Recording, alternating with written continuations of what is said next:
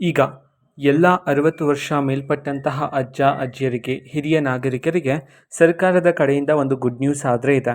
ಬನ್ನಿ ಸಂಪೂರ್ಣವಾಗಿ ಇದರ ಬಗ್ಗೆ ಮಾಹಿತಿಯನ್ನು ಈ ವಿಡಿಯೋದಲ್ಲಿ ನಾವು ತಿಳ್ಕೊತಾ ಹೋಗೋಣ. ವಿಡಿಯೋವನ್ನು ಸ್ಟಾರ್ಟ್ ಮಾಡ್ತೀನಿ. ಅದಕ್ಕಿಂತ ಮೊದಲು ನೀವಿನ್ನು ನಮ್ಮ ಚಾನಲ್ಗೆ ಸಬ್ಸ್ಕ್ರೈಬ್ ಮಾಡದೇ ಇದ್ರೆ ಈ ಕೂಡಲೇ ಚಾನಲ್ಗೆ ಸಬ್ಸ್ಕ್ರೈಬ್ ಮಾಡ್ಕೊಳ್ಳಿ ಮತ್ತು ಲೈಕ್ ಮಾಡಿ.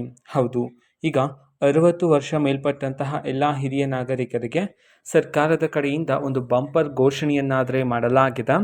ಅದರ ಬಗ್ಗೆ ಸಂಪೂರ್ಣವಾಗಿ ಈ ವಿಡಿಯೋದಲ್ಲಿ ಮಾಹಿತಿಯನ್ನು ತಿಳ್ಕೊತಾ ಹೋಗಿ.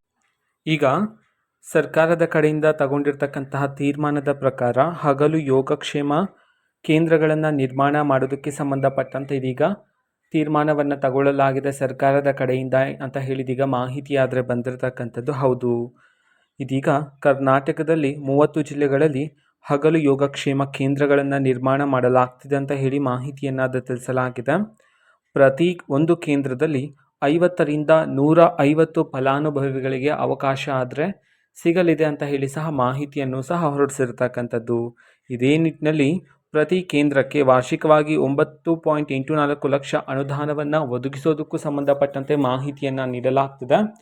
ಮುಂದಿನ ದಿನದಲ್ಲಿ 60 ವರ್ಷ ಮೇಲ್ಪಟ್ಟವರಿಗೆ ಇನ್ನೂ ಇದರ ಯೋಜನೆಗಳಿಗೆ ಸಂಬಂಧಪಟ್ಟಂತೆ ಮುಂತಾದ ಮಾಹಿತಿ ಬರಬೇಕಾಗಿದೆ. ಬಂದ ನಂತರ ಅತಿ ಶೀಘ್ರದಲ್ಲಿ ಆದಷ್ಟು ಬೇಗ ನಾನು ನಿಮಗೆ ಮಾಹಿತಿಯನ್ನು ತಿಳಿಸ್ಕೊಡ್ತೀನಿ.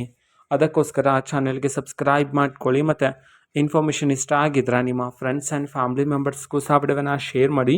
ಜೊತೆಗೆ ಚಾನೆಲ್ಗೆ ಸಬ್ಸ್ಕ್ರೈಬ್ ಮಾಡಿಕೊಂಡು ಸಪೋರ್ಟ್ ಮಾಡಿ. Thank you, bye.